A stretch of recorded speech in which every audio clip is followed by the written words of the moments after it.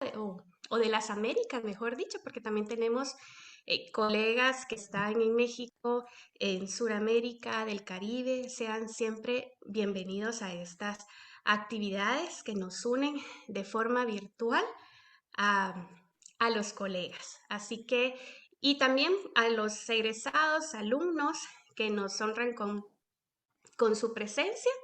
Los invito a que estemos pendientes entonces de las próximas actividades de formación en el área de bioequivalencia, que es el diplomado que se estará llevando a cabo. Así que muchas gracias, bienvenidos todos, feliz tarde. Gracias, Gracias, licenciada Jase, por sus palabras. Daremos entonces lectura al currículum de la doctora Fonseca.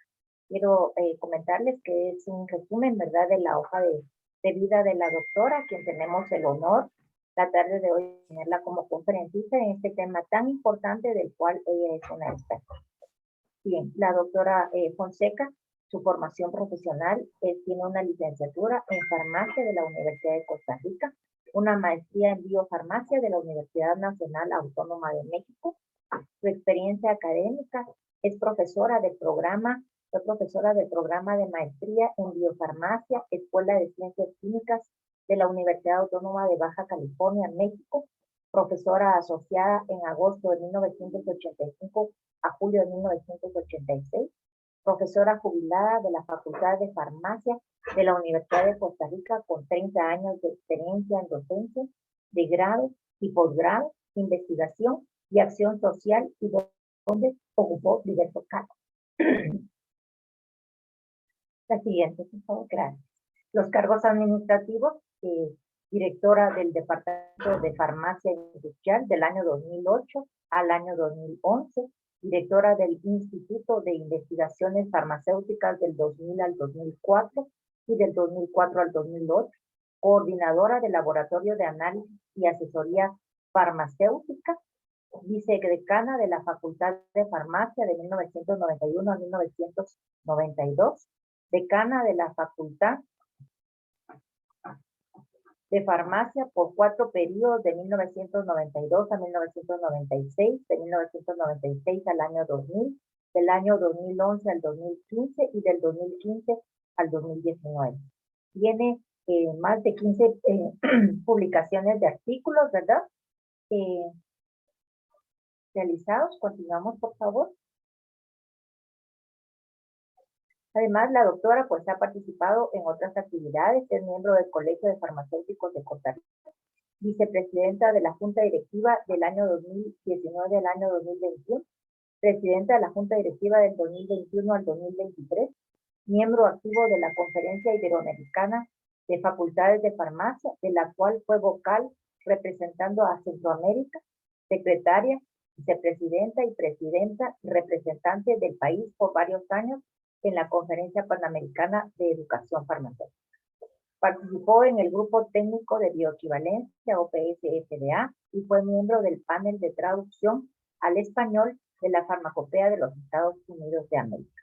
Miembro fundador y vicepresidenta del Consejo Académico Provisional de la Academia Nacional de Farmacia de Costa Rica. Participación activa como expositora, miembro del Comité Científico y Comité Organizador de múltiples congresos y otras actividades de educación continua, tanto a nivel nacional como internacional. Ha tenido varios reconocimientos, entre los cuales se destacan reconocimiento del Ministerio de Ciencia y Tecnología de Costa Rica por el aporte en el campo científico y tecnológico en favor del desarrollo del país, en el Día Internacional de la Mujer del 12 de marzo de 1992. Profesor visitante de la Universidad Nacional Mayor de San Marcos, Lima. ¿Me podría subir un poquito, Rubén?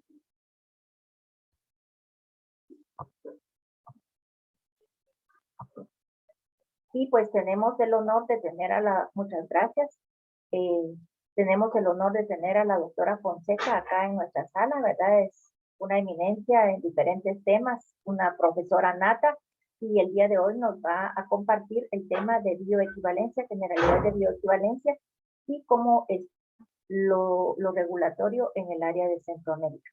Doctora Fonseca, muchas gracias por estar el día de hoy con nosotros. Es un honor y la dejo en el uso de la palabra con ustedes. Muchísimas gracias, maestra Lorena Serna, por su presentación, por su invitación a este evento. Y un gusto también saludar a Luqui, a la maestra Lucrecia, con la cual pues, hemos tenido ocasión de participar en diferentes actividades. Nos hemos encontrado varias veces en esta carrera académica que hemos tenido pues las dos. Así es que un gusto estar con todos ustedes realmente. Un gran saludo pues acá desde Costa Rica y gracias por esta invitación. Voy a compartir pantalla para iniciar.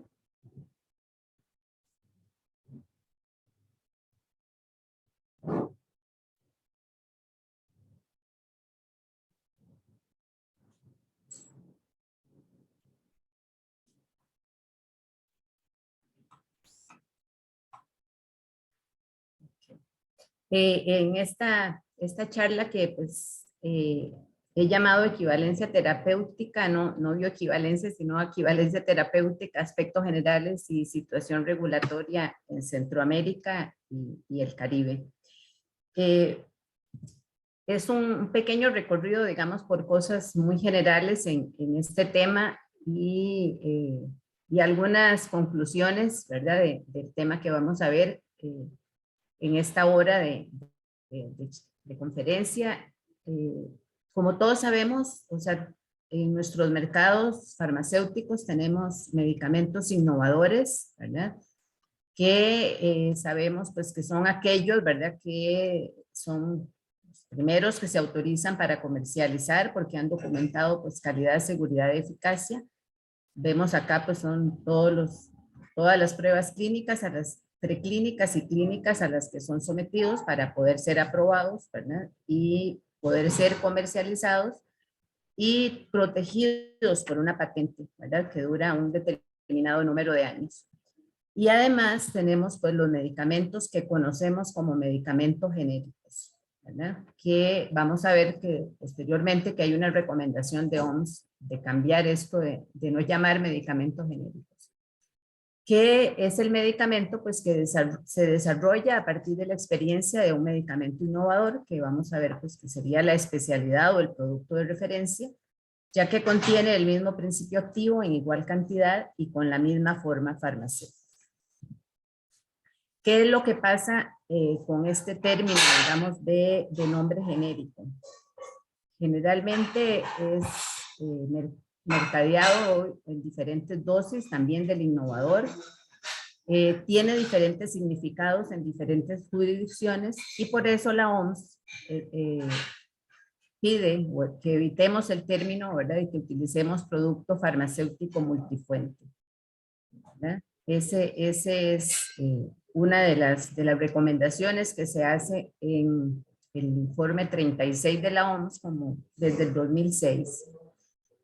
Y generalmente cuando ese término genérico se utiliza en los países donde se utiliza, significa producto farmacéutico intercambiable con el innovador, el cual es usualmente pues, fabricado sin una licencia de la compañía del innovador y mercadeado después de la expira de la patente u otros derechos reservados.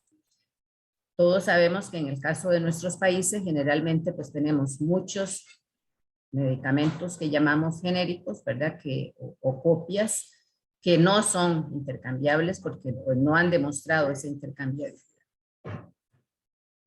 Aquí podemos ver cuáles son esos requisitos, por ejemplo, que establece FDA para esos medicamentos innovadores y qué exige para el medicamento genérico.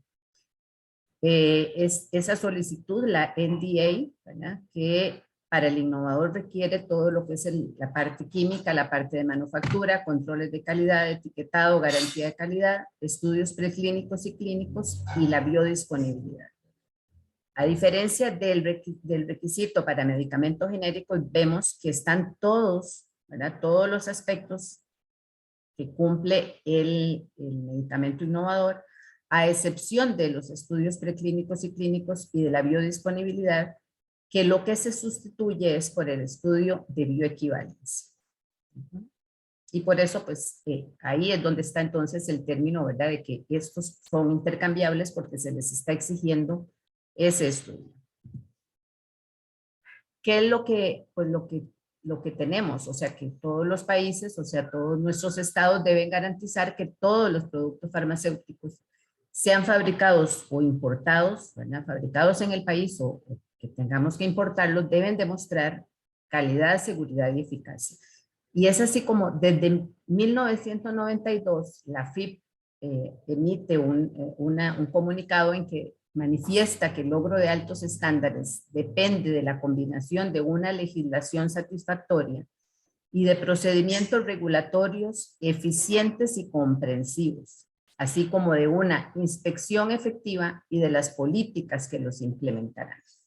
Entonces vamos a tener presente, ¿verdad?, que estas tres cosas pues son vitales para los medicamentos que se comercializan en nuestros países.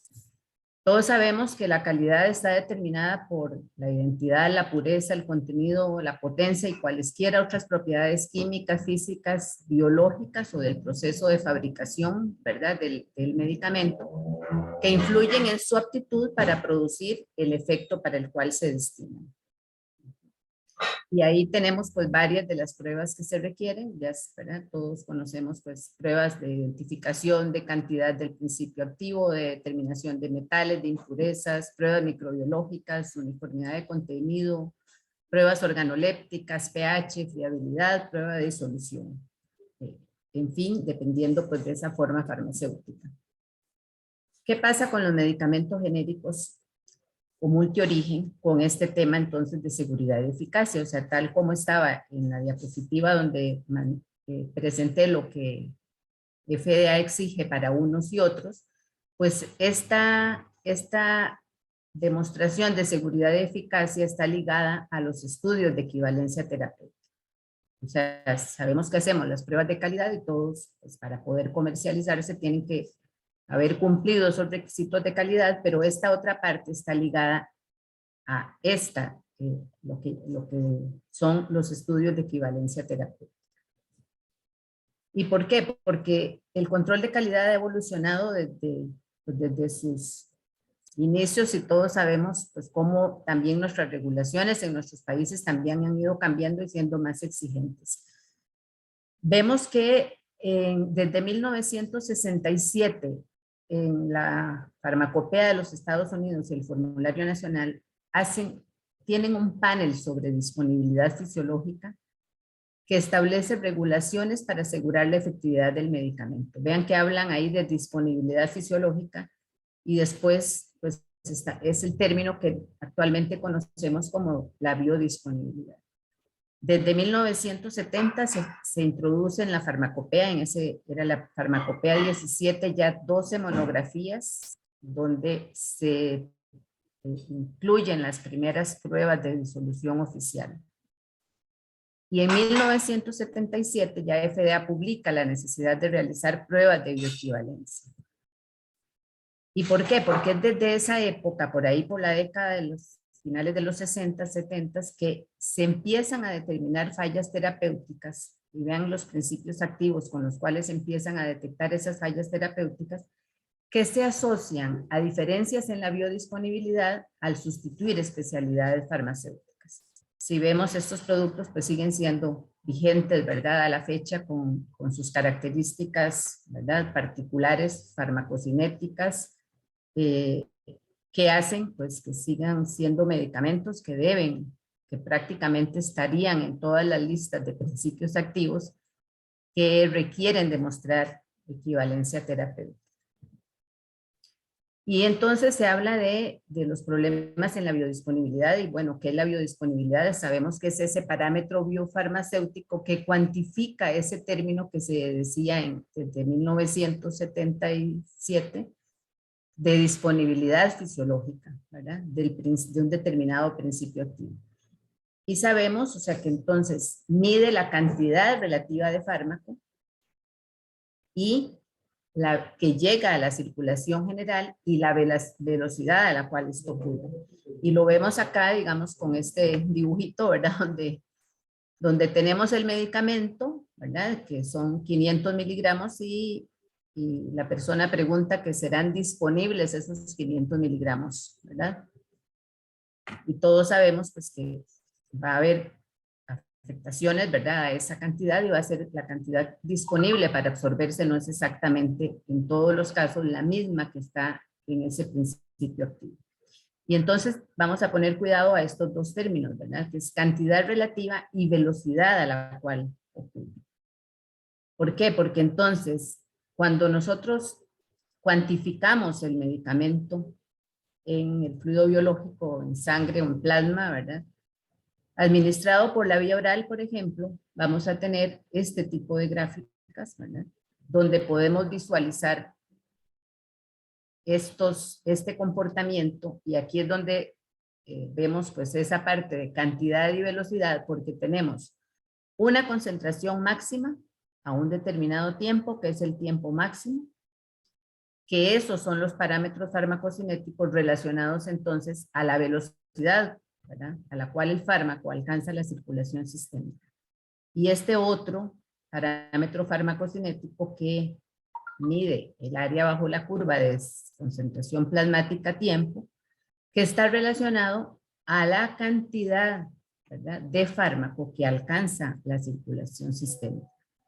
Y además acá a la par vemos pues cómo también esta gráfica está relacionada pues con la farmacodinámica, ¿verdad? Y por eso pues es importante la bioequivalencia, porque al final de cuentas pues es lo que nos permite poder decir, o sea, si va a tener el efecto terapéutico. Vemos que está relacionado con el comienzo del efecto terapéutico en un determinado margen terapéutico, ¿verdad? Que sabemos pues, que es donde el fármaco va a ejercer su efecto, con ese comienzo del efecto y con la duración de ese efecto, ¿verdad? O sea, donde sabemos pues que acá sería la concentración mínima efectiva, ¿verdad? Y todo esto tendría que ver entonces con esa magnitud del efecto. Entonces aquí podemos ver esa relación farmacocinética, farmacodinamia, ¿verdad?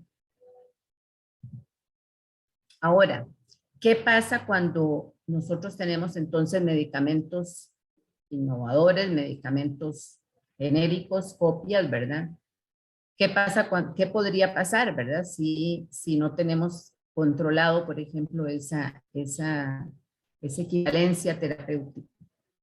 Podríamos tener la situación B, que sería la de ese medicamento pues que está dando sus concentraciones dentro del margen terapéutico, que sería una formulación efectiva, pero podríamos tener una situación de un medicamento como el A, que que produciría concentraciones tóxicas, y un medicamento C, que podría ser ineficaz porque nunca alcanza concentración mínima efectiva.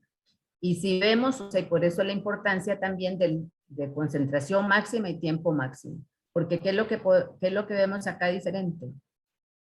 Esos parámetros justamente, ¿verdad? Porque probablemente áreas bajo la curva sean las mismas, ¿verdad? Cuando vemos estas tres curvas. Por eso es importante los tres parámetros farmacocinéticos en este tema de bioequivalencia. Ahora, ¿por qué se dan los problemas de biodisponibilidad? ¿Por qué entonces se empieza a estudiar esto y tiene pues esta exigencia, digamos, empieza esta exigencia regulatoria? Tenemos que hay factores que están relacionados al paciente, ¿verdad? Que serían los factores endógenos, y que poco podríamos hacer por ellos, porque generalmente pues podría ser la motilidad, ¿verdad? La motilidad intestinal, el vaciado gástrico, ¿verdad? Etcétera.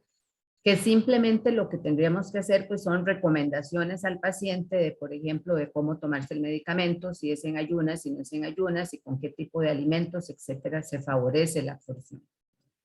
Y los otros que son relacionados al producto, que son factores exógenos.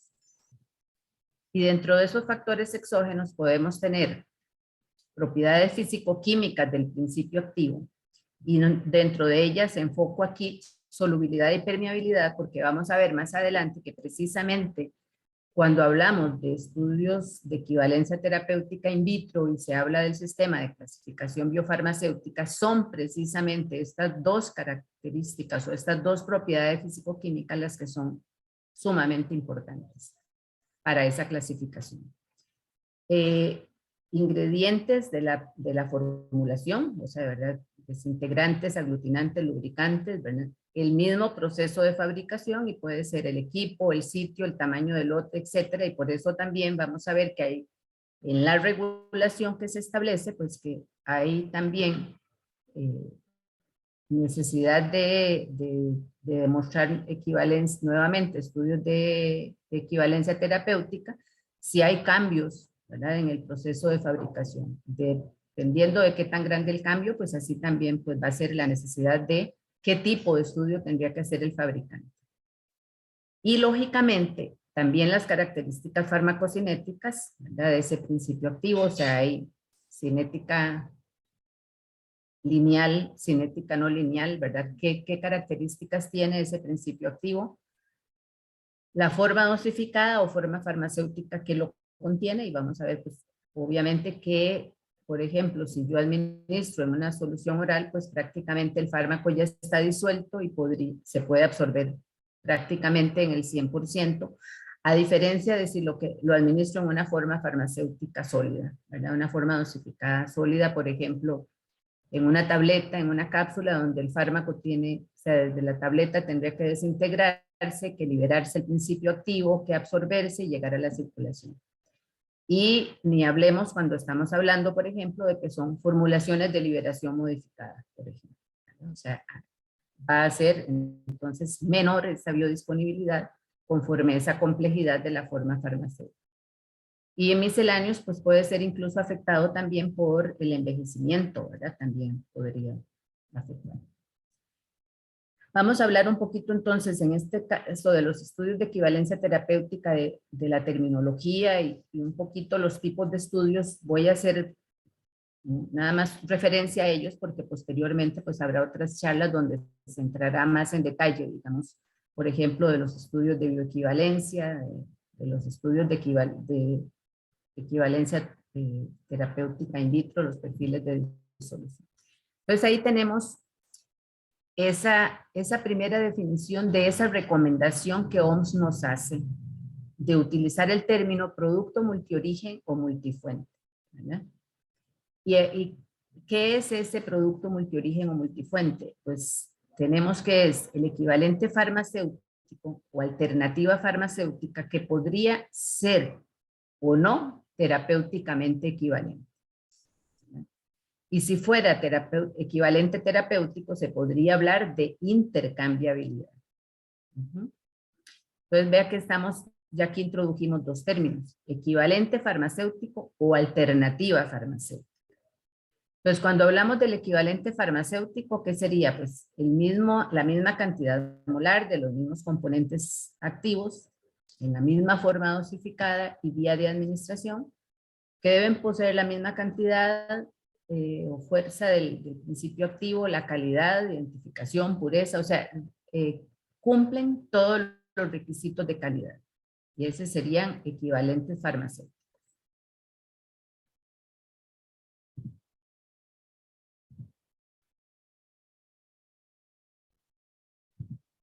Y está la alternativa farmacéutica, donde ¿qué tenemos en la alternativa farmacéutica?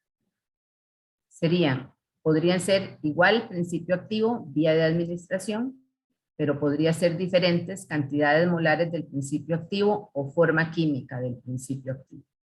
Y vamos a ver entonces cuáles serían, por ejemplo, unos ejemplos de alternativas farmacéuticas.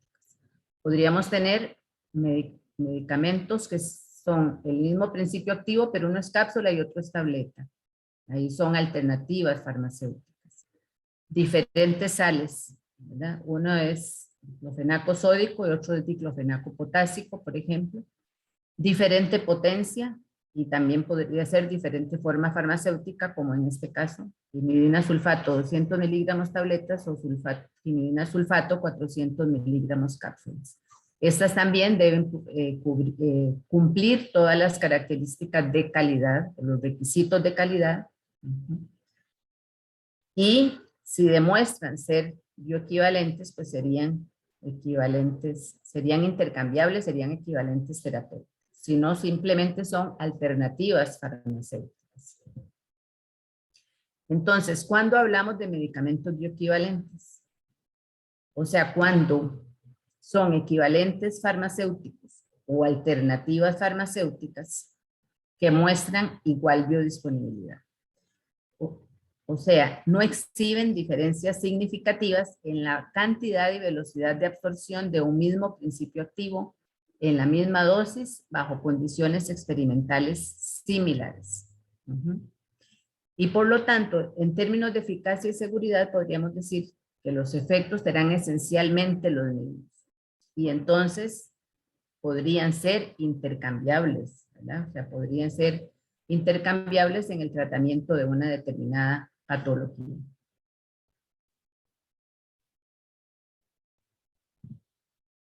Entonces, equivalencia terapéutica, pongo aquí la definición de 2016, pero esta definición viene también desde este documento, de este documento técnico de OMS, que es desde el 2006 también. Y entonces nos dice este documento técnico que dos productos farmacéuticos se consideran terapéuticamente equivalentes si son equivalentes farmacéuticos o alternativas farmacéuticas. Y después de la administración de la misma dosis molar, sus efectos con respecto a seguridad y eficacia son esencialmente los mismos cuando se administran a los pacientes por la misma vía y según las condiciones especificadas en la rotulación. Entonces, vamos a ver acá, porque a veces se nos confunde. Tenemos ya la definición de lo que es alternativas farmacéuticas, ¿verdad? Ya vimos cuál era esa definición. Podríamos decir que entonces también tenemos alternativas genéricas, o sea, cuando tenemos medicamentos que se administran la misma ruta, la forma de dosificación, la misma cantidad de principio activo y cumplen estándares de calidad, seguridad y eficacia, ¿verdad? ¿Qué es diferente esto a la alternativa terapéutica? ¿Verdad? O sea, no podemos confundir los términos, porque alternativa terapéutica es cuando tenemos, en este caso, digamos, dos medicamentos que pueden utilizarse para una misma patología, o se escoge uno o se escoge otro, dependiendo de la situación, ¿verdad? En este caso, cuando tenemos estas alternativas, cuando tenemos o equivalentes farmacéuticos, alternativas farmacéuticas que pueden intercambiarse, que es lo que buscamos al final, o sea, esa intercambiabilidad en la práctica clínica, es porque son terapéuticamente equivalentes al de referencia o comparado. Y esto pues es lo que se busca, o sea, lo que se trata de garantizar al final de cuentas, ¿verdad? O sea, que yo pueda tener alternativas que puedo intercambiar o sustituir en la práctica clínica. Y generalmente, ¿qué es lo que se busca con eso? Pues que tengamos alternativas, en algunos casos, pues de más bajo costo, ¿verdad? Cuando tenemos medicamentos multiorigen, medicamentos genéricos que han demostrado esa calidad, seguridad y eficacia y que podrían ser de un menor costo. Ahora, ¿cuál es el otro término que también tenemos que tener en cuenta, ¿verdad? Que es utilizado en estos estudios de equivalencia terapéutica, es el medicamento o producto de referencia, que es ese producto farmacéutico definido como tal por la autoridad sanitaria, ¿verdad? Y con el cual el medicamento de prueba pretende demostrarse terapéuticamente equivalente. Y vamos a ver pues que en las regulaciones de los países, pues se establecen esos criterios para ver cómo se elige el producto de referencia, ¿verdad? Porque no necesariamente puede ser el medicamento innovador, ¿verdad? Porque muchas veces el innovador ni siquiera se comercializa en nuestros países. Entonces, ¿cuál sería ese medicamento de referencia? Pues también tiene que ser definido en los criterios y escogido por la autoridad sanitaria. Y dependerá entonces de la autoridad esa elección. Entonces, ante esa inserción de medicamentos multiorigen, ¿qué opciones tenemos para hacer regulación y poder garantizar esa intercambiabilidad, ¿verdad? Serían los estudios in vitro y los estudios in vivo. Cuando hablamos de los estudios in vitro, pues es los estudios que se realizan a través de los perfiles de disolución, la comparación de perfiles de disolución. Y cuando hablamos de los estudios in vivo, tenemos 3 tipos de estudios. Los fármacos cinéticos, que es el que comúnmente conocemos como el estudio de bioequivalencia, ¿verdad? Y es el más frecuente, el que más se utiliza, ¿verdad? También están los farmacodinámicos, que es cuando podemos medir algún efecto farmacológico, o el ensayo clínico en aquellos medicamentos, ¿verdad? En los cuales pues sea difícil por su toxicidad o por, ¿verdad? El poder realizar un estudio en voluntarios sanos, por ejemplo, que es generalmente pues estos dos, los fármacos cinéticos o los farmacodinámicos. Entonces, cuando hablamos de perfiles de disolución, estamos hablando que es una prueba, ¿verdad? Que no es la prueba de disolución, sino que tiene que realizarse en 3 medios, ¿verdad? Que son relacionados con los medios fisiológicos del estómago, ¿verdad? Y dependiendo del producto, pues en el método de canasta o de paleta, ¿verdad? Y a las revoluciones por minuto indicadas. Y lo que se busca es este factor de similitud, ¿verdad? Hay también el factor de diferencia, que es el F1, pero en general lo que se recomienda es el cálculo de este factor de similitud. Aquí vemos un ejemplo de un estudio de perfiles de disolución.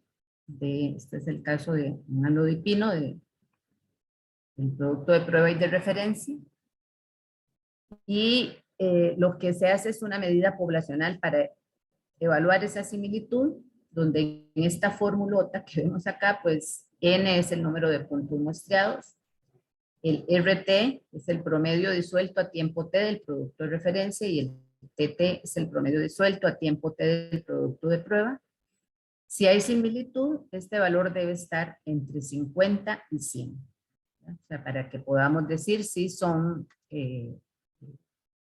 tienen similitud el producto de prueba con el producto de referencia, pues dentro de esos valores debemos obtener el resultado de este cálculo de F2.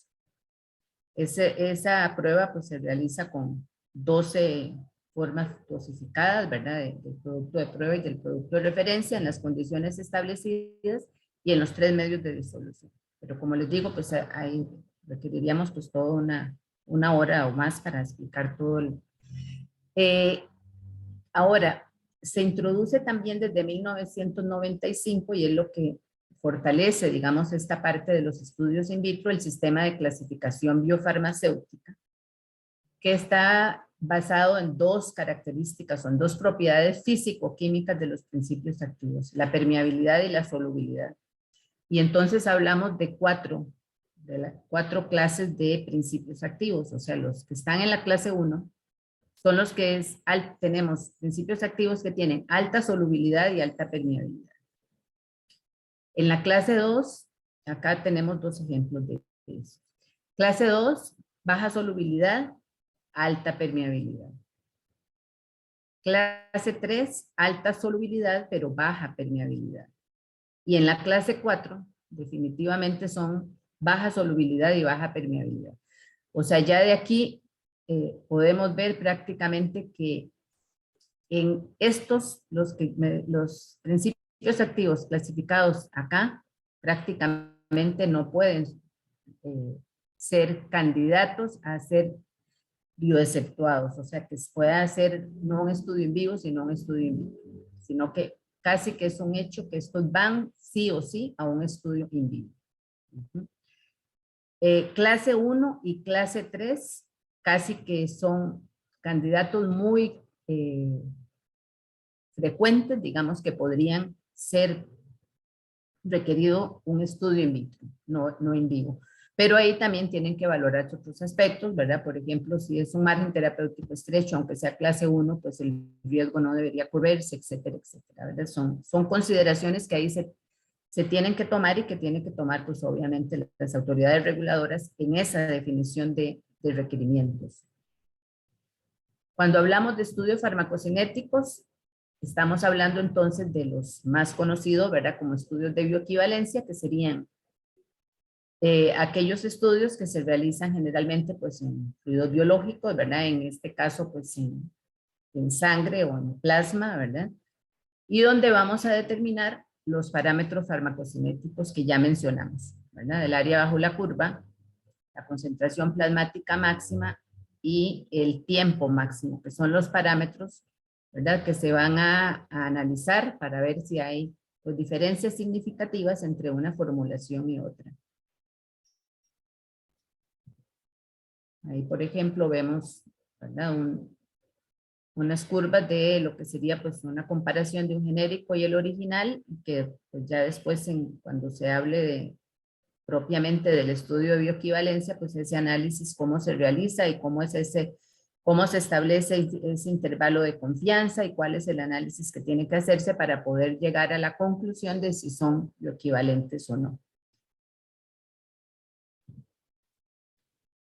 Los estudios farmacodinámicos son los que se realizan también en seres humanos para medir la evolución temporal de un efecto farmacológico, sea o no una actividad terapéutica del producto, ¿verdad? De un determinado principio activo y se aplica de sus metabolitos activos que tengan estrecha relación con la dosis administrada. Y los últimos serían los estudios clínicos comparativos, que serían los estudios que ya serían controlados en pacientes, diseñados para comparar un producto de prueba y de referencia, con el propósito de demostrar esa equivalencia. Acá podría ser cuando no existe correlación entre la farmacocinética del principio activo y su efecto terapéutico, cuando hay riesgo de toxicidad muy alta, ¿verdad? Por ejemplo, en muchos medicamentos antineoplásicos y cosas de ese tipo, ¿verdad? Pues sería más un ensayo clínico comparativo que un estudio farmacocinético en voluntarios sanos. Ok, la OMS también ha definido, digamos, situaciones en las cuales son recomendaciones, digamos, para las mismas autoridades reguladoras de casos en los que no se requiere demostrar equivalencia terapéutica. Están los gases, ¿verdad? Los productos óticos y oftálmicos, si son soluciones acuosas, ¿verdad? Si contienen el mismo principio activo y la misma concentración molar, si esencialmente son los mismos excipientes en concentraciones comparables, ¿verdad? Porque en este caso vemos aquí la observación de que hay ciertos excipientes que podrían afectar la seguridad y la eficacia del producto. Entonces también acá, pues es el análisis que haga la autoridad reguladora, digamos, para decir no, pues no va a requerir un estudio de equivalencia terapéutica. Productos tópicos como soluciones acuosas con principios activos en concentraciones equimolares, mismos excipientes en concentraciones comparables. Y también ahí se dan también algunas listas ahora en el último informe de OMS de 2016, algunas relaciones, digamos, de esa cantidad de excipientes, etcétera, ¿verdad? Para poder tomar, pues, como esas decisiones. Productos inhalados en solución acuosa, que sean equivalentes farmacéuticos en el mismo, igual dispositivo, con los mismos excipientes en concentraciones comparables. Ahora, ¿cuándo sí se requiere in vivo? ¿Verdad?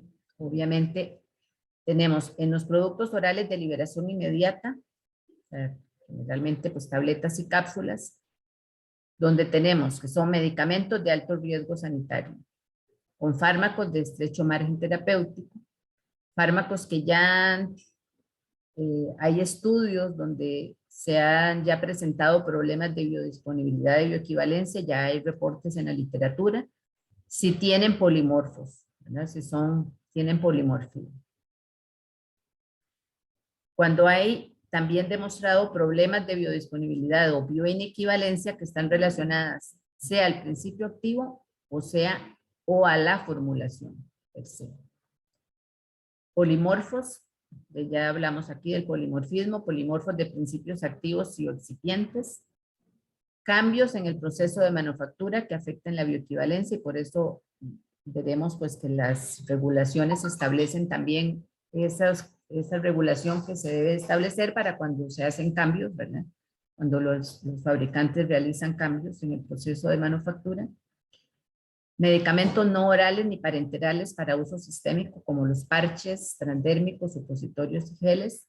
Productos de liberación modificada. Combinaciones fijas de principios activos para acción sistémica. Ahora, ¿cuándo hablamos de bioexenciones?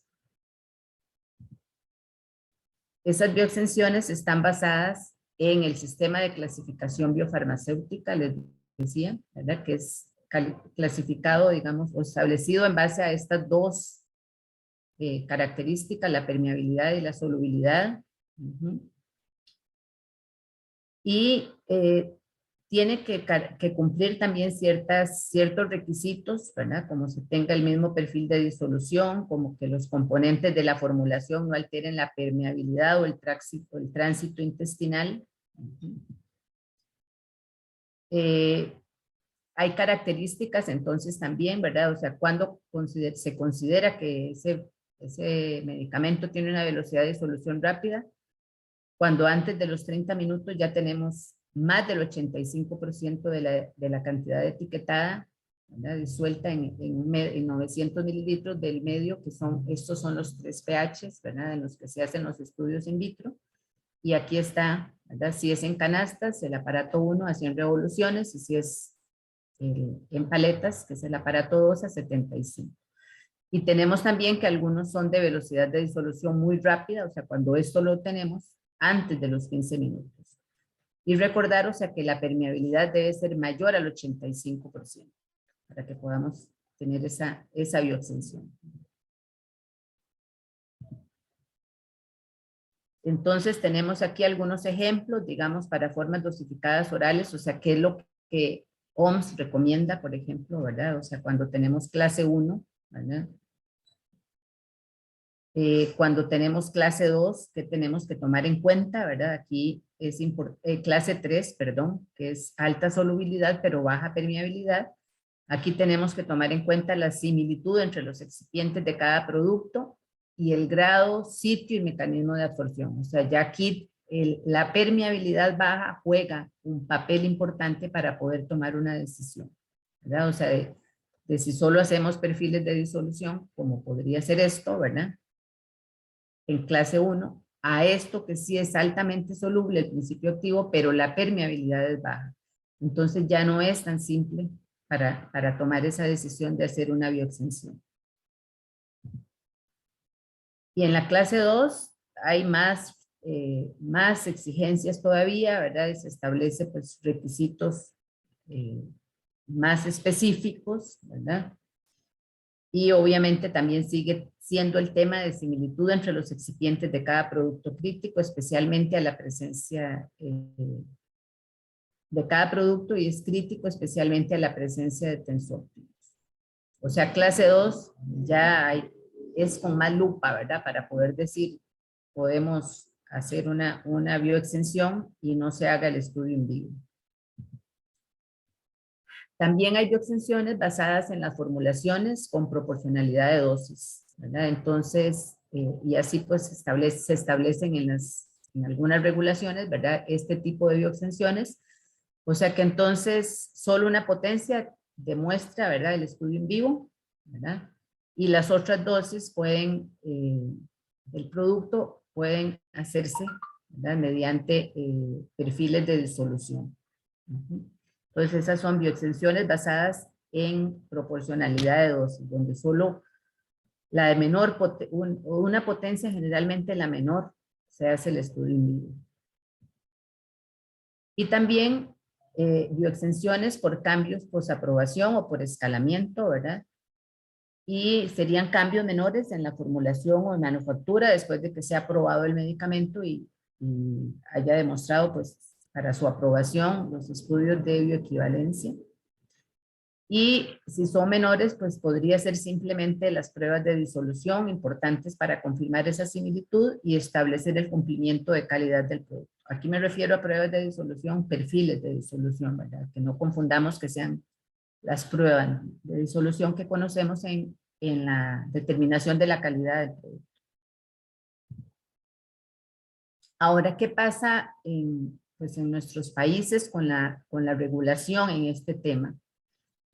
En el caso de nuestros países en Centroamérica, pues sabemos que tenemos el RTCA, el 1103-5918, que es el que nos rige, digamos, para los requisitos del registro sanitario, ¿verdad? Pero ahí, en ese RTCA no se establece normativa en materia de bioequivalencia. Lo deja a que cada país debe regirse por su propia normativa al respecto. Acá tenemos cuáles son, digamos, los países que ya tienen establecida esa normativa, ¿verdad? En el caso de Panamá, Panamá fue el primero que estableció la normativa de la ley del 10 de enero del 2001, medicamentos y otros productos para la salud humana, y ya después se hace en este decreto, ¿verdad?, que reglamenta esa ley, se establecen los requerimientos de equivalencia terapéutica y empiezan a sacar pues listados priorizados, establecer los requisitos, etc. Costa Rica lo hace en el 2005, saca el reglamento, digamos, para el registro sanitario de medicamentos que requieren demostrar equivalencia terapéutica. Y ahí se ha ido poco a poco, a paso muy lento en realidad, digamos, para ir haciendo pues esa exigencia. Ya se tiene la guía técnica para la presentación y evaluación de perfiles de disolución, la guía técnica para aplicación de cambios por registro, que se publica en el 2013. Está todo el dossier de bioequivalencia con el instructivo para presentación y verificación del contenido, el formulario de reporte y evaluación de resultados del estudio de bioequivalencia y el formulario de evaluación de los perfiles de disolución.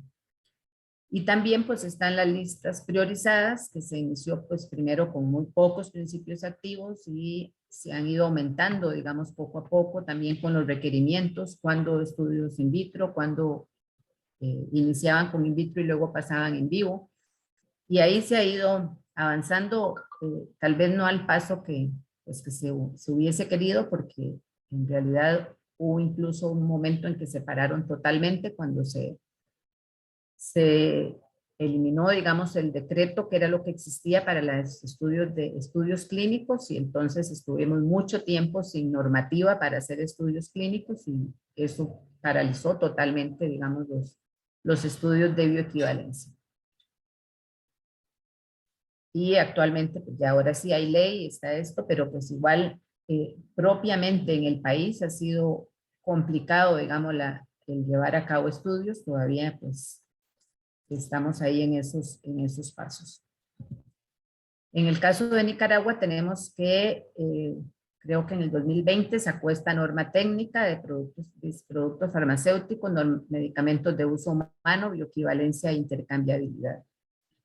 En El Salvador tiene este reglamento técnico salvadoreño, productos farmacéuticos, medicamentos de uso humano, bioequivalencia e intercambiabilidad. Honduras no cuenta con información sobre requerimientos para demostrar intercambiabilidad, no existen lineamientos vigentes, por lo menos no encontré. Guatemala, de lo que revisé, actualmente no cuenta con la regulación, sin embargo, y creo que ustedes lo comentaron al inicio de esta charla, una norma técnica en evaluación para pronta publicación, que es esta norma técnica número 82. En Cuba cuenta con regulación de bioequivalencia, es esta regulación, requerimientos para estudios de biodisponibilidad y bioequivalencia que tiene el Centro Cubano de Medicamentos del Ministerio de Salud de Cuba, donde tienen pues lo que es toda la regulación con respecto a cómo se hacen los ensayos, cuáles son los listados priorizados, cuáles son los productos de referencia, entre otros aspectos. Ok, ¿qué me gustaría enfatizar, digamos, como conclusiones de esta presentación? Un poco enfocarme a la importancia de la equivalencia terapéutica como garantía de éxito en la terapia medicamentosa.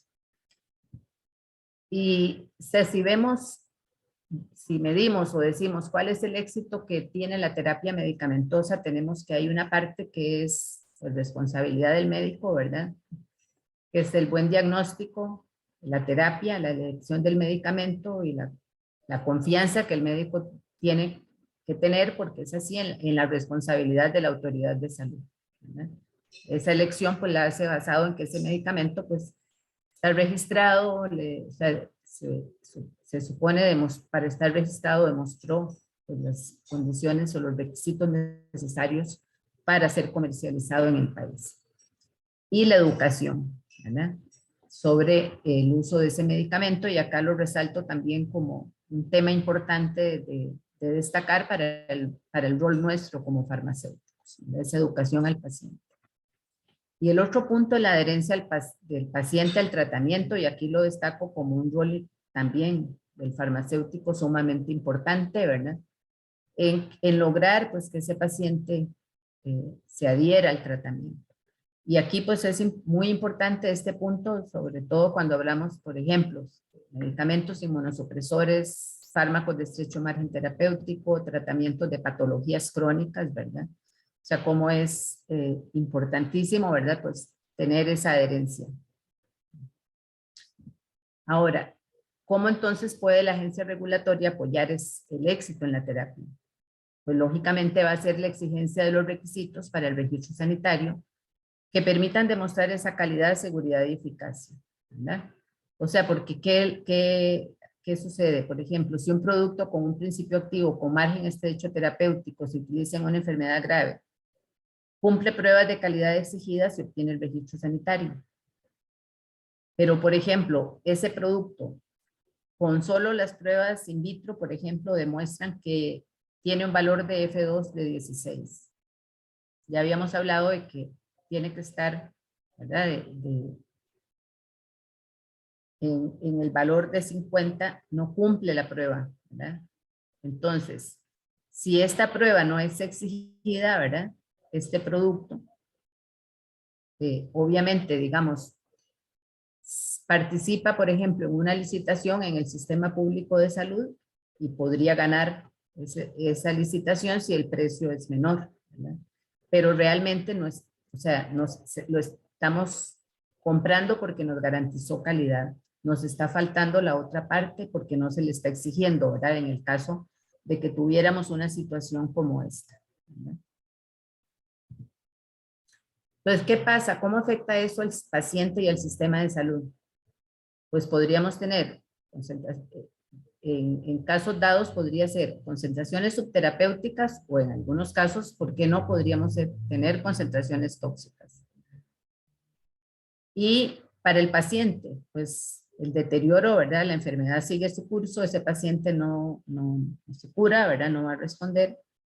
Y el sistema de salud hizo una inversión sin sentido, ¿verdad? Para el paciente, en el caso de una situación contraria, ¿verdad? Esos niveles son mucho mayores y puede llegar hasta concentraciones tóxicas, como vimos en aquella gráfica que presenté al inicio, casi al inicio de la charla. Obviamente, mayor toxicidad, ¿verdad? Probables complicaciones de otro tipo, y por lo tanto, para el sistema de salud significa una mayor inversión. ¿Por qué? Porque tiene que usar otros medicamentos para paliar esos efectos adversos, esos eventos adversos. Puede necesitar hospitalización, o sea, N cosas que van a significar aumento de costos, ¿verdad?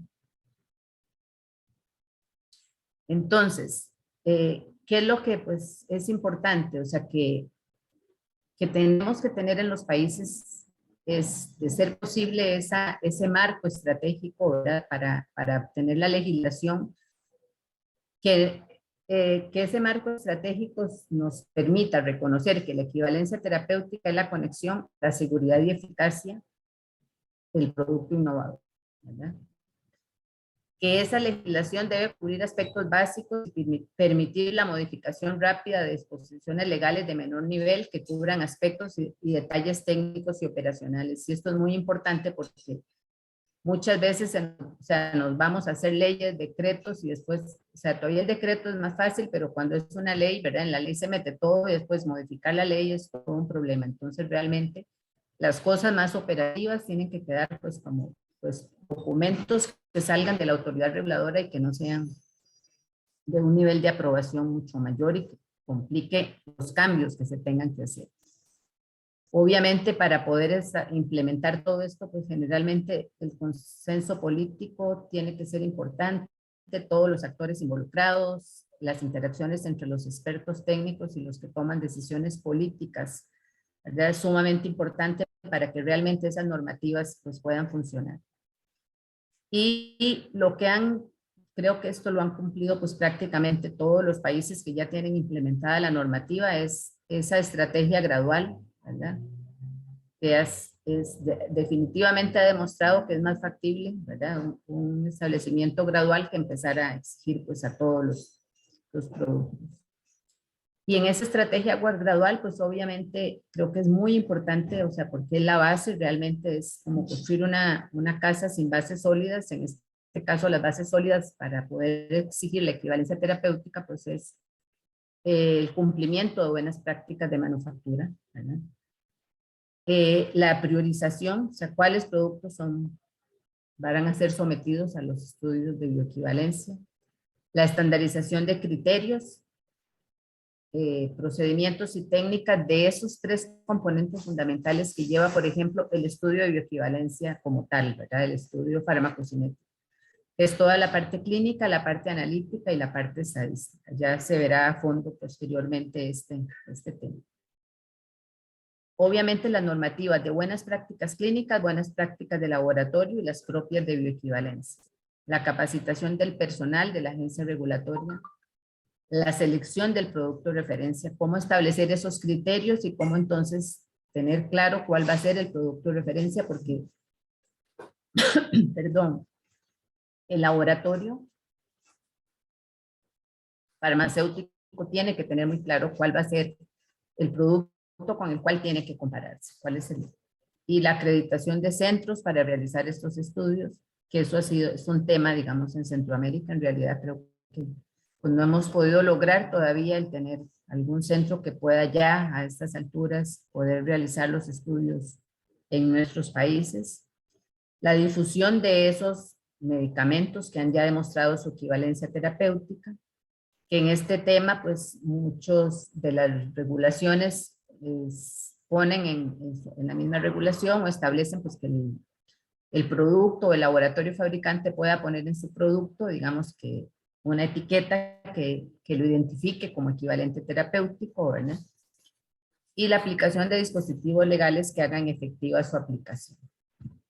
Ahora, podemos decir que el avance en Centroamérica ha avanzado, pues lógicamente ha sido a un ritmo desigual, ¿verdad? En los diferentes países hemos ido unos más adelante que otros, poco a poco, dando pasos, unos adelante y un paso atrás, ¿verdad? Cosas así, pero bueno, creo que viendo ahora como vimos, digamos, la normativa que existe, digamos, ya se ha avanzado bastante de hace, qué sé yo, unos 10 años atrás, 15 años atrás. Prácticamente todos los países han establecido listas priorizadas. En general se han adoptado las recomendaciones emanadas en el Grupo Técnico de Bioequivalencia de OPS basadas en riesgo sanitario y tomando también en consideración las recomendaciones de OMS en sus documentos técnicos que fueron emitidos desde el 2006. Si vemos, pues, cuando vimos en qué productos se hacen, o sea, debe exigirse bioequivalencia, pues prácticamente los listados priorizados han ido enfocados, pues tomando en consideración esos aspectos de margen terapéutico, ¿verdad? De esas características de los principios activos que los hacen candidatos, pues a esos estudios, a estar como de primeros, digamos, en esas listas, ¿verdad? Que vemos también que la selección del producto de referencia se ha realizado también considerando los criterios de la OMS en el informe 36 y ajustados a la realidad de los países. Y un aspecto muy importante que sí quiero dejar también como un mensaje es que aunque exijamos bioequivalencia, eso no excluye un adecuado seguimiento del paciente y un adecuado sistema de farmacovigilancia que permita dar seguimiento a fallas terapéuticas y a reacciones adversas a los medicamentos. O sea, no significa que ya porque pues, demostró equivalencia terapéutica, pues ya no va a causar ningún problema.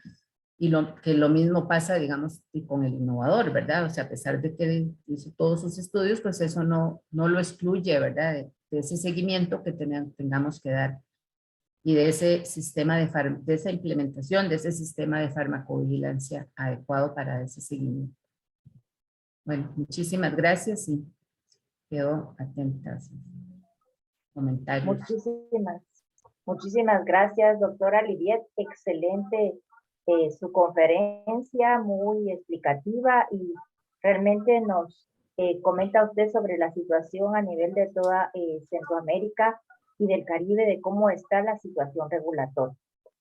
Como usted dice, yo estoy de acuerdo con usted, tanto el innovador como los productos multiorigen o los productos que van a ser equivalentes van a tener efectos adversos, van a tener reacciones adversas y esas tiene que verse a través de farmacovigilancia.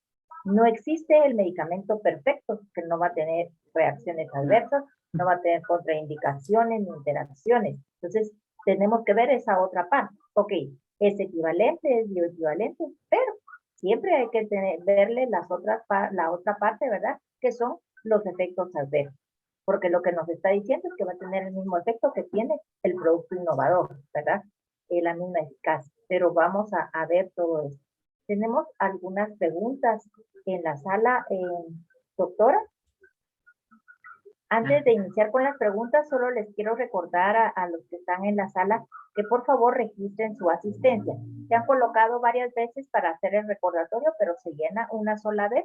Y al terminar el formulario, favor enviarlo para que podamos tener nosotros esa asistencia en nuestro, a ver, bien. Está la pregunta de Jacqueline Ana Rosa. Ella dice, un medicamento ineficaz puede generar resistencia. Sí, o sea, sí, un antibiótico, por ejemplo, ineficaz sí podría generar resistencia. ¿Por qué? Porque estamos exponiendo al paciente a concentraciones que son subterapéuticas y que al final de cuentas no vamos a tener el efecto deseado, pero sí podemos más bien crear, o sea, que se cree resistencia. Gracias, doctora. ¿Dónde publica la autoridad sanitaria cuáles son los productos de referencia? Bueno, por lo menos acá en Costa Rica, en el sitio web del Ministerio de Salud, uno puede acceder, digamos, a ese listado de productos de referencia y a toda la documentación que se ha publicado, digamos, que para la realización de los estudios de equivalencia terapéutica. Todo lo que mencioné ahí, digamos, las guías, los formularios que hay que llenar, etcétera, etcétera. Y en general todos los países es lo mismo, ¿verdad? En su sitio, digamos, claro. ahí tiene que estar. Sí, porque ahí está la norma técnica, ¿verdad? Y ahí van a estar los productos que van a ser de referencia también. Muchas gracias, doctora. Voy a leer una que está acá en el chat general, que es de Nancy Rojas. Buenas tardes, licenciada Rojas. Los estudios clínicos que demuestren bioequivalencia deben de ser realizados en la población en donde se pretende registrar el producto.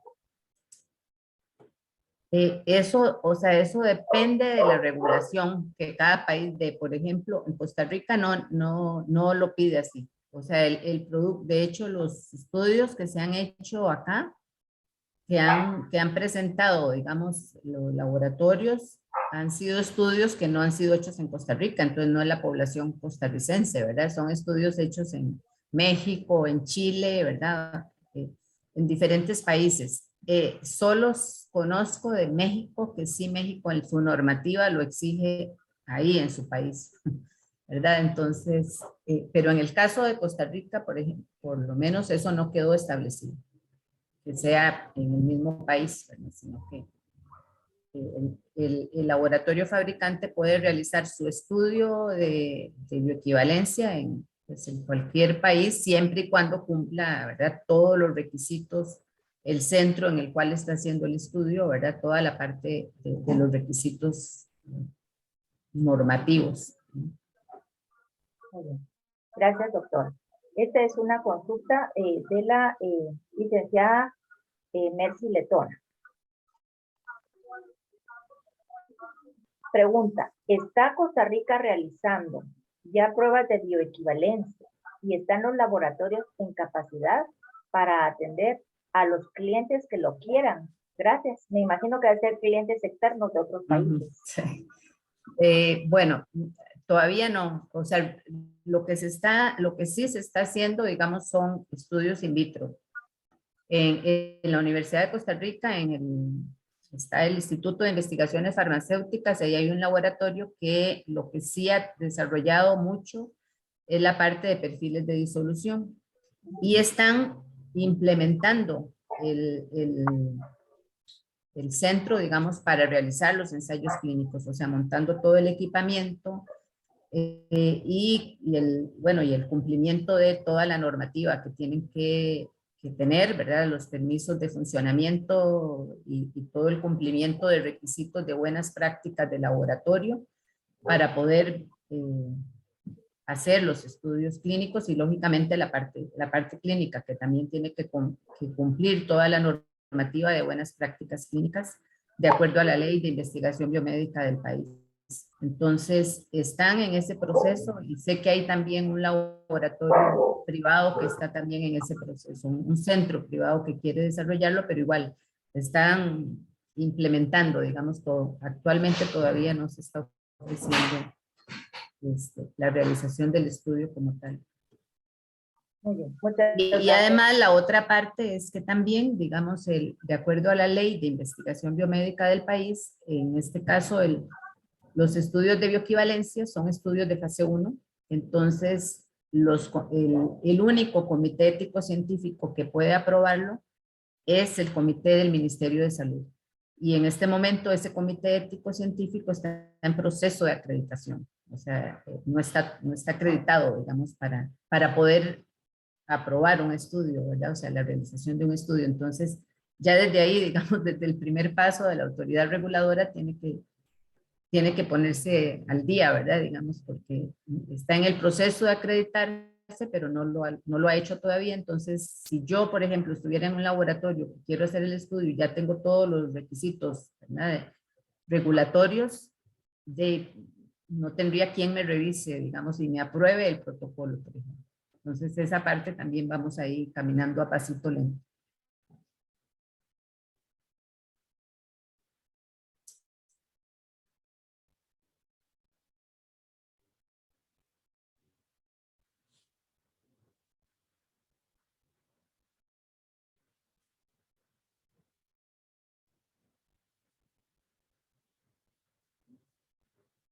Creo que la profesora se desconectó, ¿verdad?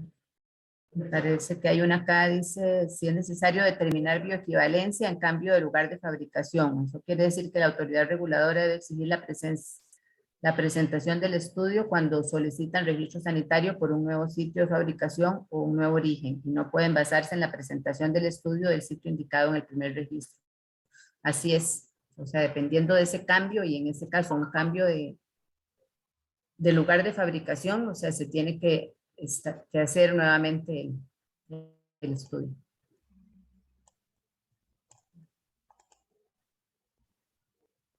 ¿Tiene apagado el micrófono, Loren? Buenas tardes, perdón, me ausenté unos minutos, me falló el internet, disculpen. Sí. Pregunta acá, asistente anónimo. Doctora, buenas tardes. En el caso de Costa Rica, tengo conocimiento que hay laboratorio o laboratorios que ofrecen el servicio de estos estudios. Estos lugares deben de ser autorizados por el ente regulador local y para los, usted pregunta, ¿verdad? Y para los registros sanitarios, es de su conocimiento que se utilicen estos centros de investigación privados como referencia o debe de ser un centro de investigación público para que lo apruebe el ente regulador? Bueno, ya yo hablé de lo de Costa Rica, ¿verdad? O sea, que era lo de la pregunta anterior. Y el que sea público o privado no hay problema, o sea, es que cumpla la normativa, ¿verdad? O sea, la normativa vigente. Todo lo especificado en las buenas prácticas clínicas, en las buenas prácticas de laboratorio, todos los requisitos de los investigadores, etcétera, ¿verdad? O sea, todo eso sí tiene que cumplirlo independiente de que sea un centro de investigación público o privado. Muy bien, doctora, muchas gracias. El doctor Oliver Aroche, muy buenas tardes. Dice, ¿cómo abordar o combatir la creencia de que el innovador o de marca es sinónimo de una buena calidad? Ese es un tema complicado realmente, porque es una cuestión mercadológica, ¿verdad? O sea, nosotros tenemos ya, digamos, se ha interiorizado, digamos, tanto en el personal médico como en la misma población, o sea, que los medicamentos de marca son los de calidad, son los buenos, son los que ejercen son los que hacen bien.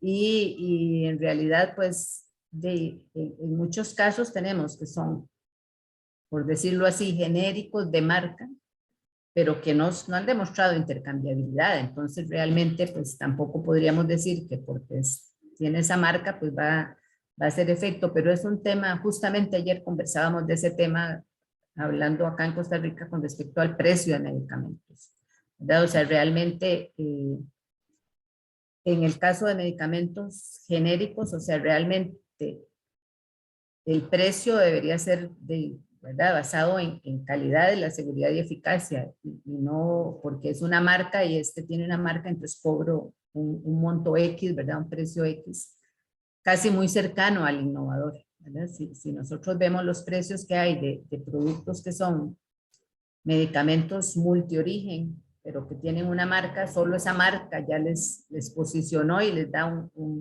y tiene un precio que realmente uno dice, pues, ¿cuál es la diferencia con respecto al innovador? ¿Verdad? Cuando no importa si ya han demostrado, digamos, esa posibilidad de intercambiabilidad, ¿verdad? O sea, han demostrado la equivalencia terapéutica, pero si no se les ha exigido, realmente se está pagando por algo que simplemente es porque creemos que pues sí, y que no, aparentemente no ha dado problema, ¿verdad? Pero no hay ningún estudio. Entonces es una cuestión de que se ha mercadeado y que es difícil y está interiorizado tanto en el profesional de salud como ni para qué en la población, ¿verdad? En el paciente, porque no sé si les pasa, pero pues aquí en este caso van a la caja y los medicamentos son prescripción por DCI y medicamento genérico y la gente dice, eso no me sirve, ¿verdad? Entonces, es un poco complicado, es mucha educación, creo, lo que falta también por hacer. Esa misma situación se da acá también, ¿verdad? No es el innovador, es copia, entonces este medicamento no me va a ser de utilidad, ¿verdad? O la misma efectividad que yo estoy acostumbrado con el otro. Pero sí se da, creo que no solo en nuestro país y en Costa Rica, sino que es general, ¿verdad? La creencia. Sí, sí. Muy bien. La licenciada Evelyn Quesada, buenas tardes, dice, ¿cuáles han sido los obstáculos más importantes que han hecho que en Costa Rica venga desde el 2005 la implementación? Esta es una, si quiere vemos esta, porque son 4 preguntas a las que hice. Ok. Bueno, obstáculos es, yo diría, por un lado, la negociación que se tiene que hacer, ¿verdad? O sea, porque hay intereses de las diferentes partes, y aquí estamos hablando de la industria farmacéutica nacional y transnacional, ¿verdad? Unos que quieren que todos los productos se les haga bioequivalencia y los otros que no quieren que todavía, ¿verdad? Que se aumenten las listas, por un lado. Por otro lado, tuvimos el tropiezo, fue un lapso creo que como de 2010, ya no recuerdo, pero fueron muchos años en los cuales todo se detuvo porque no había posibilidad de hacer ensayos clínicos, entonces se detuvo la normativa de bioequivalencia. Eso por un lado. y lo otro, pues la dificultad también, digamos, de los laboratorios, digamos, de la universidad, por ejemplo, en este caso, que fue la primera, pues que trató de ver cómo lo implementaba el centro de bioequivalencia o el laboratorio de bioequivalencia, que no se ha logrado, ¿verdad? Por el costo que esto tiene, por todos los requerimientos, ¿verdad? Que se tienen que cumplir. Entonces, eso yo diría que son las limitantes. Y siguen siendo las limitantes porque, digamos, todavía en este momento se estableció una ampliación de la lista y esa lista, o sea, se prorrogó para que entre en vigencia y son como 2 años lo que se prorroga, ¿verdad? Porque precisamente sigue pues esa pugna, digamos, de que se dio en la pandemia y que entonces los estudios clínicos han sufrido retraso, los centros no pueden, ¿verdad? O sea, hay un montón de cosas que han ido ahí siendo obstáculos en el camino. Y lo otro que mencionaba también es el que el Ministerio de Salud no ha establecido su comité ético científico. Entonces, lo que yo decía, o sea, igualmente, si hubiera avanzado en establecer un centro, no habría opción, ¿verdad? Porque nadie puede aprobarle ese estudio. Es correcto. Pero Doctora. sí, una de las cosas fundamentales es la negociación, digamos, porque es que todas las partes van a entrar ahí, ¿verdad? En pugna, porque unos que quieren que se exija todo y otros que no quieren que entre todavía, que no, eso no entre, que sea menos, que es, ¿verdad? Entonces, es todo un tema, digamos, yo lo mencionaba ahí, ¿verdad? Entre la parte política, la parte técnica, ¿verdad? O sea, y es todos esos actores involucrados. Gracias, doctora. Previo a continuar con las preguntas de la licenciada Quesada, preguntan también en el chat general que desean saber cuál es el costo de un estudio de bioequivalencia. O sea, aproximado, sí, porque eso, nosotros que estuvimos en algún momento, digamos, haciendo como esa búsqueda de verdad en los países, bueno, y para tratar de nosotros establecer los costos acá, ¿verdad? Oscilaban, digamos, desde entre $10,000 a $100,000, ¿verdad? Por estudio. ¿Por qué? Porque va a depender, digamos, del tipo de estudio, o sea, de si es solo, por ejemplo, un principio activo, si es de una vida media corta, de una serie de cosas que hacen, pues que, ¿verdad? Que si es un principio activo con un método analítico que es sencillo, mientras que hay otro que no, que es más complicado, que es más complejo, que además hay que analizar metabolitos, o sea, eso es muy variable. Entonces sí, y los rangos que encontrábamos en diferentes países era 20,000, 40,000, 50,000 y en algunos casos $100,000. Nosotros aquí el establecer el costo pues también nos daba un costo alto, porque aquí también, bueno, todo el tema de, hay que incluir muchas cosas, ¿verdad? En esos costos. Todos sabemos que para nuestros países todo lo tenemos que importar, los reactivos son carísimos, ¿verdad? Hay que considerar todo el tema de personal, entonces todo el tema también de cargas sociales, de salarios y cargas sociales para ese personal, etcétera. Entonces, sí es un tema complejo. Gracias, doctora. La otra pregunta de la licenciada Quesada es, si no hay centros acreditados en el país, ¿qué criterios se toman en cuenta para que el país lo envíe? O sea, si no hay centros acreditados en el país, ¿qué criterios se toman en cuenta para que el país lo envíe? Pues a ver, pienso yo que lo que ella dice es que si no hay centros acreditados acá en Guatemala, ¿qué criterios se deben de tomar en cuenta para que de aquí, digamos, se vayan para hacerle equivalencia a un producto a Costa Rica, por ejemplo? ¿Qué criterios se tomarían en Costa Rica? O sea, es que digamos, la normativa que tenga que establecer Guatemala es, por ejemplo, o sea, la exigencia de qué deben cumplir los centros de bioequivalencia, ¿verdad? ¿Qué requisitos, el cumplimiento de la demostración de esas buenas prácticas de laboratorio, del cumplimiento de buenas prácticas clínicas, el cómo se hace toda la normativa de bioequivalencia, cómo se cumple, cómo se está presentando los resultados que se deben presentar, ¿verdad? Todos esos son los aspectos que deben quedar establecidos en la normativa y que el laboratorio que contrata pues tiene que verificar, ¿verdad? De que ese centro al cual está enviando a hacer su estudio de bioequivalencia cumpla, porque tiene que haber también un monitor del estudio, ¿verdad? Ese laboratorio fabricante debe tener una persona que es el monitor, que es el que obviamente pues al hacer un contrato, pues tiene primero que verificar garantizarse, ¿verdad? Que los resultados que ese estudio va a generar van a ser aceptados por su autoridad, porque ese lugar está cumpliendo todos los requisitos establecidos, ¿verdad? Está acreditado, tiene todos los permisos, cumplió todos los requisitos, ¿verdad?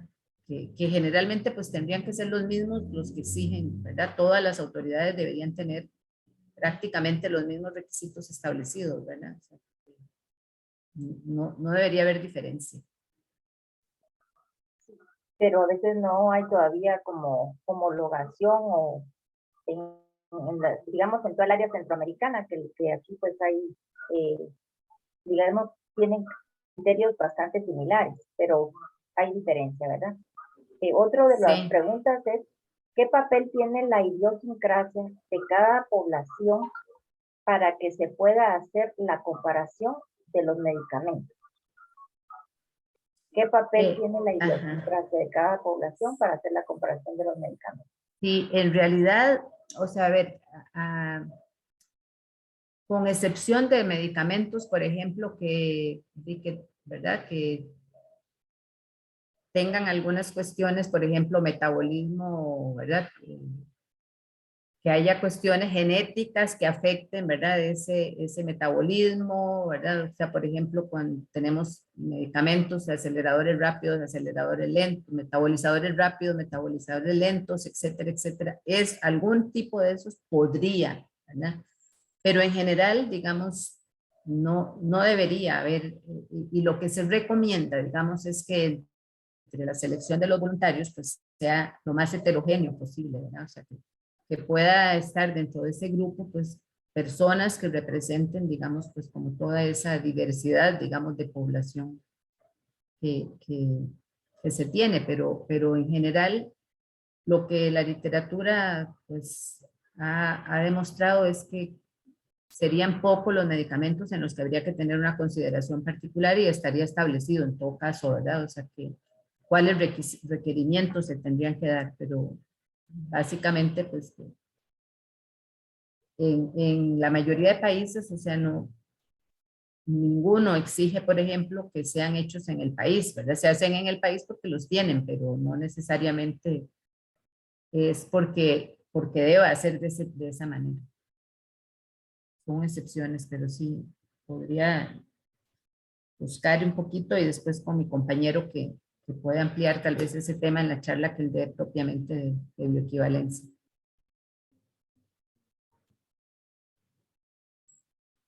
Muchas gracias, doctora. Y la otra pregunta es, ¿qué capacidad debe de tener la entidad reguladora para poder implementar la bioequivalencia?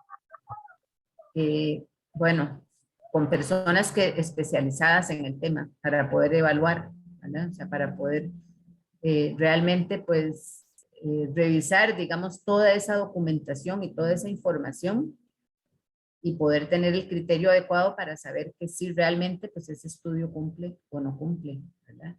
Entonces, sí es importante el expertise, digamos, de la autoridad reguladora, o sea, de la capacitación. Creo que hay uno de los puntos que yo mencioné, es ese, ¿verdad? Y ese se ha planteado desde hace mucho tiempo, ¿verdad? O sea, tiene que haber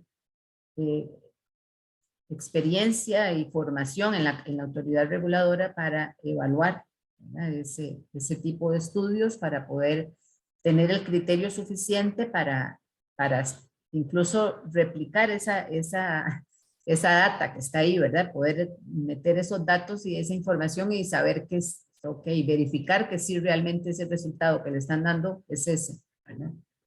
Y no nada más me den grafiquitos muy bonitos y realmente, ¿verdad? No sea así. Entonces sí es la formación, ¿verdad? Y que tenga ese personal es sumamente importante. Muy bien. Fíjese, le voy a, hay una colega que quiere abrir su micrófono para La hacer mano levantada. Ajá, ahorita le vamos a...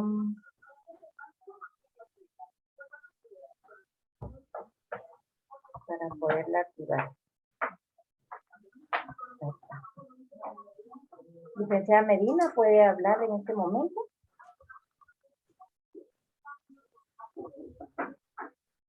Licenciada Medina.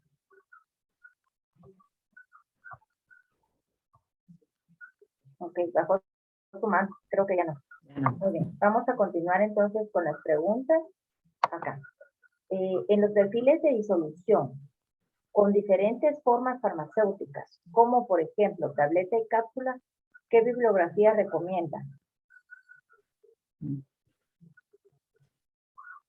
Bueno, bibliografía, yo digo que o sea, los informes de OMS son valiosísimos, digamos, para tener esa referencia.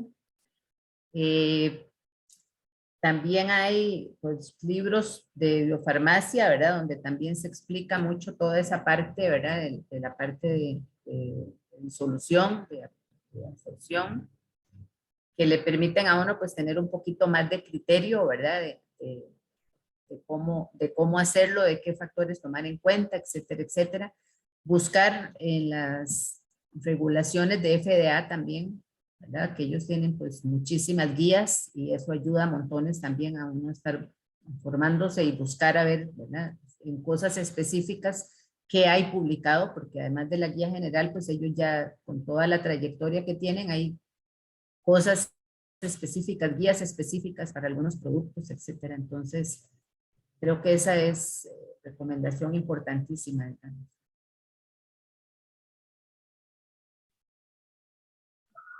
Gracias, doctora. La vamos a dejar respirar. Voy a leerle estas últimas preguntas para ya concluir. La licenciada Medina la hizo por escrito. Ok. Dice acá, ¿qué opina de que los productos fabricados en Centroamérica puedan salir del mercado al no tener los estudios de bioequivalencia in vivo por falta de centros de estudios en Centroamérica y costos elevados? Pues ese, sí, o sea, ese es un riesgo, ¿verdad? O sea, es un riesgo y por eso también es, digamos, esa gradualidad que debe darse, porque, ¿verdad? Dar el espacio para que los laboratorios nacionales puedan irse acomodando y esa gradualidad significa, por ejemplo, decir, bueno, iniciamos con estudios in vitro, ¿verdad? O sea, ¿por qué? Porque el estudio in vitro pues es mucho más barato, mucho más fácil. Aquí en Costa Rica el mismo laboratorio lo hace porque no quedó en la regulación que no podía hacerlo el mismo laboratorio, a diferencia de lo que sí lo tiene México, que tiene que ser un tercero, no el mismo laboratorio. Entonces, esa es la parte, digamos, que hay que valorar porque tampoco pues, los países no se pueden correr el riesgo también de dejar, ¿verdad?, sus industrias botadas, ¿verdad? O sea, eso genera desempleo, eso es parte de la economía del país, o sea, son muchas cosas. Entonces yo creo que ahí sí es, pues es un poco esa valoración, ¿verdad? Y esos plazos que se les tienen que dar a las industrias farmacéuticas, porque es que igual, o sea, a ver, tiene que pensarse también en el valor agregado que para la industria farmacéutica del país le puede significar el demostrar esa equivalencia terapéutica, porque eso significa abrir mercado en otros países donde se exige la equivalencia terapéutica, ¿verdad? Entonces, es una contra otra, ¿verdad? Es una inversión, pero que esa inversión puede generar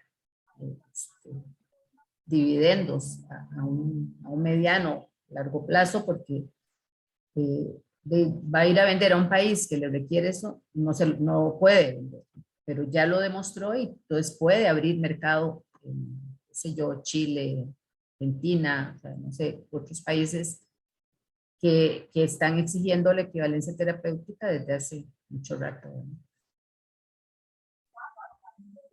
Muchas gracias, doctora. Y la licenciada Emily Padilla, ¿cómo está diferenciando la normativa en Costa Rica conceptos en este tema de bioequivalencia como las sales En Europa se consideran el mismo principio activo, por ejemplo, diferentes sales, pero en Estados Unidos o Canadá aplica diferente porque son medicamentos genéricos, solo si son de la misma sal relacionado a productos que se importan. Estados No, Unidos siempre ha sido más estricto, ¿verdad? no, o sea, yo decía, Costa Rica se está rigiendo por lo que dice la OMS, que habla de o son equivalentes farmacéuticos o alternativas farmacéuticas. Entonces, si demuestran que son bioequivalentes, que son equivalentes terapéuticos y pueden, por lo tanto, ser intercambiables. Estados Unidos siempre, la FDA ha sido más restrictiva siempre y sí lo ha dejado, creo que todavía a la fecha lo mantiene, de que son equivalentes farmacéuticos. La OMS al principio lo había dejado también restringido y luego lo abren y son equivalentes farmacéuticos o alternativas farmacéuticas. O sea, cualquiera de las dos pueden demostrar la equivalencia, y por lo tanto son equivalentes terapéuticos y por ende intercambiables. Muchas gracias, doctora. Aquí concluimos con las preguntas y pues solo hay varios comentarios de agradecimiento a usted en el chat, pero hay uno sobre todo que dice que le agradece su profesionalismo y apertura para compartir tan valiosa información.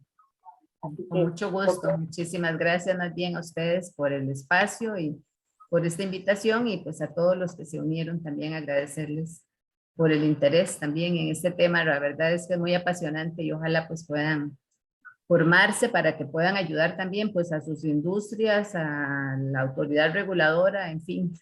Realmente hay mucho camino por andar en este tema para nuestros países. la verdad es que todos necesitan, digamos, necesitan de nuestro apoyo, ¿verdad? En todo sentido para poder avanzar en este tema. Bien, doctora, Sí. antes de concluir, solo le voy a dar las palabras a la Gatica, que ella tiene información para la audiencia aquí presente, antes de concluir la actividad, Claudita. Muchas gracias a todos. Muchas gracias, doctora Fonseca, por la enriquecedora videoconferencia que nos ha compartido. Realmente aquí en Guatemala tenemos mucho por aprender sobre este tema de bioequivalencia.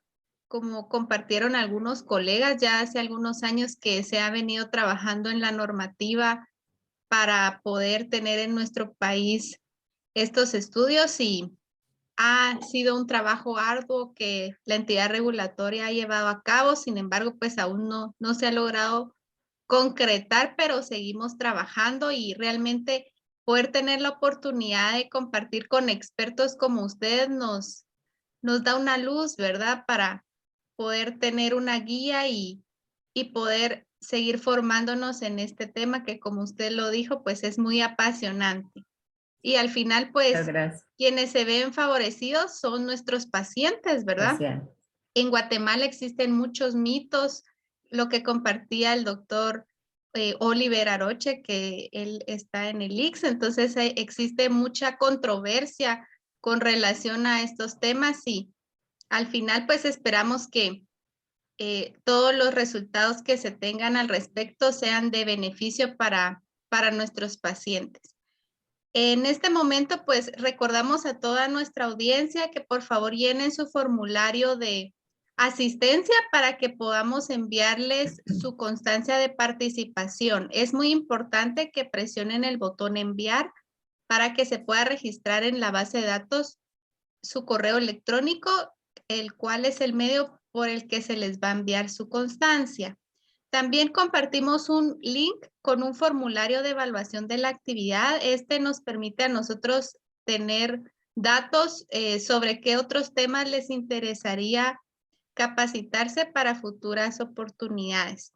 Además, les comento que la grabación de esta actividad se estará publicando en nuestro canal de YouTube, que es Educación Continua Cejimed, y también lo estaremos publicando en nuestra página de Facebook, @Cejimed. Entonces, pues agradezco mucho que me hayan brindado el espacio para estos anuncios y le pido a nuestro compañero Rubén que pueda proyectar, por favor, el reconocimiento para podérselo otorgar a la doctora Fonseca. Gracias, Lic Lorena, le cedo la palabra. Gracias, Claudita. Bien, doctora Fonseca, yo le agradezco el apoyo para esta capacitación, informar y empoderar a todo nuestro gremio, a todas las personas asistentes a esta actividad en este tema tan importante, ¿verdad? Que esto pues aseguramos que el medicamento es el efectivo, ¿verdad? Ningún medicamento es 100% seguro como hablamos, pero que esto va a hacer que realmente pues estén teniendo los medicamentos, las personas un medicamento que tenga la efectividad que se desea. Sin más, pues le agradezco su tiempo, siempre su apertura para darnos este tema y el que esté con nosotros en este momento. Este diploma de reconocimiento dice así: Universidad de San Carlos de Guatemala, Facultad de Ciencias Químicas y Farmacia, Escuela de Química Farmacéutica, Centro Guatemalteco de Información de Medicamentos CEPIMED, otorgan el presente reconocimiento a la doctora Idea Fonseca por su excelente participación como ponente en la videoconferencia Generalidades de Bioequivalencia y su marco regulatorio en Centroamérica y el Caribe. Primera actividad del Diplomado de Bioequivalencia del Programa de Actualización Profesional coordinado por CEPIMED, Ciudad de Guatemala, 5 de julio del año 2022. Y de enseñada a todos, firman la licenciada, la maestra en arte Lucrecia de Jase y su servidora Lorena Cerna, jefe de CEPIMED. Así que muchísimas gracias, doctora, y la estaremos invitando nuevamente, ¿verdad?, a otras conferencias sobre este tema, porque durante todo el año vamos a estar capacitando a nuestros colegas en el tema. Muchísimas gracias. Muchísimas gracias a ustedes realmente por la invitación y a todos pues, por su participación y es un gusto para mí realmente compartir con los hermanos guatemaltecos. Este tema lo dijo la compañera que habló ahora, o sea, realmente es un proceso que se ha iniciado desde hace mucho tiempo y que ahí es poco a poco, y cada vez la capacitación sigue siendo muy importante. O sea, para cuando iniciamos estos procesos y debe ser continua porque unos vienen, otros se van, unos vienen, otros se van, entonces sí es importante la capacitación de los farmacéuticos también en este tema, así es que les felicito por esta excelente labor que están haciendo y les agradezco enormemente su invitación. Muy buenas noches. Muy buenas noches. Pues solamente quiero invitarlos para continuar con estas capacitaciones y que estén pendientes, por favor, para poderles que ustedes estén participando con nosotros. Estas son actividades de extensión y de servicio que brinda CEPIMED y que vamos a continuar con estas capacitaciones. Agradecemos el tiempo de cada uno de ustedes por estar con nosotros y permitirnos estar en sus hogares. Así que muchísimas gracias, doctora, y le dejo la palabra a la doctora de Jase. Solamente antes de concluir, quiero comentarles que este trabajo no podría ser posible sin hacerlo en equipo, ¿verdad? Y el equipo de CEPIMED, pues siempre tenemos ahí a Claudita, a las Paolas, le digo, porque ahora tenemos dos chicas que están haciendo su EPS, que son Paola Lucas y Paola Calderón. Está Rubén Morales, está Katy, Mariel, y pues una servidora, ¿verdad?, que formamos el equipo de CEPIMED y que sin ellos pues no sería posible poder realizar estas y otras actividades de servicio. Muchas gracias, licenciada Luqui, le doy la palabra para el cierre. Gracias, Lorena. Solo para agradecerte, Lidia, muchísimas gracias por tu excelente participación, tu ponencia, que es el inicio del diplomado, donde marca muchas definiciones, conceptos muy amplios y nos va dando el rumbo que debemos de seguir para las próximas capacitaciones o ponencias. Muchísimas gracias, Lidia, como siempre, de alta calidad, ¿verdad? Tus ponencias, vemos esa academia, ¿verdad? Bien marcada como decana de muchos años y ahora presidenta del colegio, por supuesto. Y bueno, agradecer también a los participantes que han estado activos en esta tarde al Centro Guatemalteco de Información de Medicamentos por realizar estas actividades, como a la maestra Lorena Serna, que es la jefa, así también a todo el personal, como Claudia, dos profesoras, dos farmacéuticas muy comprometidas y que hacen mucho, ¿verdad? Mucha labor, mucho trabajo de hormiga, de eficiencia, de calidad, para poder llevar todas estas capacitaciones a los químicos farmacéuticos, entre otras muchas actividades que realiza el Centro de Información, así también a los estudiantes que están realizando su EPS, los que ya culminan y los que están iniciando, y como el auxiliar de cátedra, ¿verdad? Sin el apoyo que nos menciona la Lic Lorena, no sería posible. Así que muchísimas gracias a todos. Nos vemos en la siguiente capacitación. Lidet, un abrazo cariñoso virtual desde Guatemala y a todos los participantes, pues nos vemos en la siguiente jornada. Que pasen una feliz noche. No se vayan, Igualmente, un solo abran abrazo sus de vuelta. cámaras.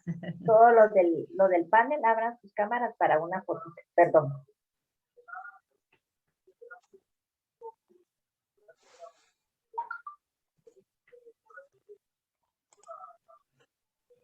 Perfecto, ahora vemos a todos quienes, María. todos los colaboradores que están trabajando arduamente atrás de cámara. Un saludo a cada uno. Muchas gracias por su asistencia a todos. Feliz noche. Gracias. Feliz noche. Feliz noche, Un abrazo, un doctora. gusto de verlos. Hasta luego. Igualmente. Feliz noche. Adiós.